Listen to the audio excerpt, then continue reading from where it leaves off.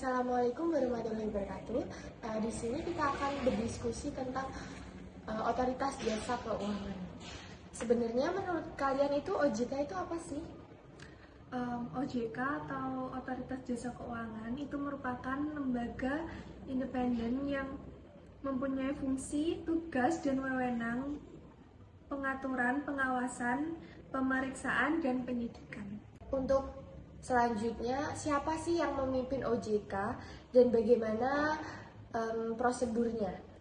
Oke, baik. OJK dipimpin oleh 9 Dewan Komisioner yang kepemimpinannya bersifat kolektif dan kolegial. Susunan Dewan Komisioner tersebut terdiri atas yang pertama seorang ketua, yang kedua seorang wakil ketua, yang ketiga seorang kepala eksekutif pengawasan perbankan, yang keempat seorang kepala eksekutif pengawasan pasar modal, yang kelima seorang kepala eksekutif pengawas industri keuangan non-bank, yang keenam seorang ketua dewan audit, yang ketujuh seorang anggota yang membidangi edukasi dan perlindungan konsumen, yang kedelapan seorang ex officio dari Bank Indonesia, yang kesembilan seorang ex officio dari Kementerian Keuangan. Untuk prosedur kepemimpinan OJK, yaitu untuk membantu tugasnya, Dewan Komisioner mengangkat pejabat struktural maupun fungsional, antara lain Deputi Komisioner, Direktur, dan pejabat di bawahannya. Nah, selanjutnya, apakah OJK memiliki keterkaitan dengan Bank Indonesia dan Kementerian Keuangan? Coba jelaskan, teman-teman. Saya izin menjawab.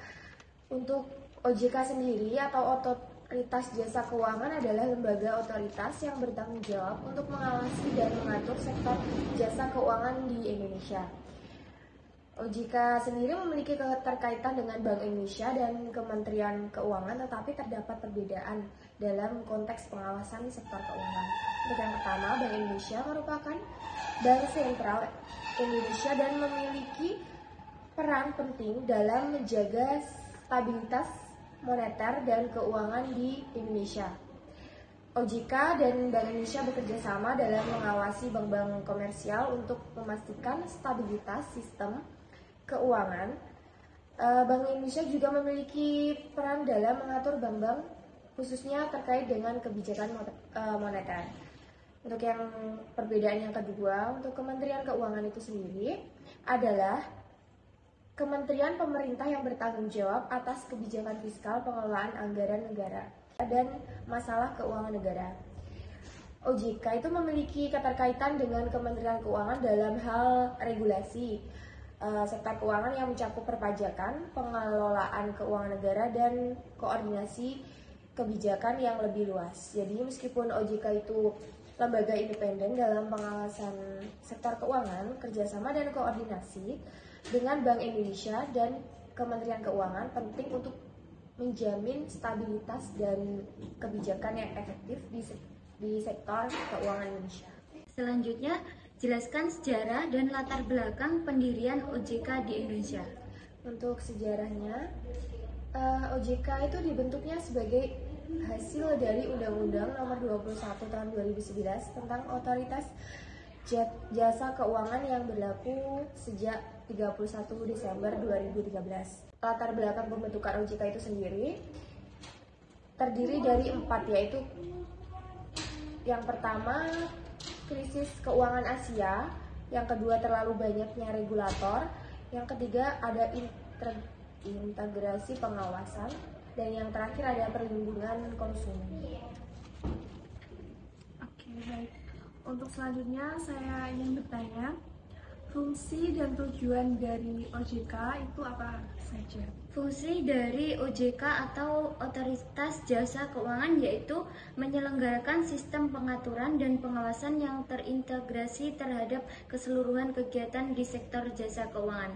Selanjutnya, tujuan OJK atau Otoritas Jasa Keuangan agar agar keseluruhan kegiatan di dalam sektor jasa keuangan yang pertama terselenggaranya secara teratur, adil, transparan, dan akuntabel. Yang kedua, mampu mewujudkan sistem keuangan yang tumbuh secara berkelanjutan dan stabil. Yang terakhir, mampu melindungi kepentingan konsumen dan masyarakat. Untuk selanjutnya, tugas dan wewenang dari OJK itu sendiri apa? OJK mempunyai tugas yang pertama melakukan pengaturan dan pengawasan terhadap kegiatan jasa keuangan di sektor perbankan, sektor pasar modal, dan sektor IKNB. Yang selanjutnya, wewenang OJK mengawasi dan mengatur kegiatan usaha bank, mengatur lembaga jasa keuangan baik bank maupun non-bank, mengawasi lembaga jasa keuangan baik bank maupun non-bank.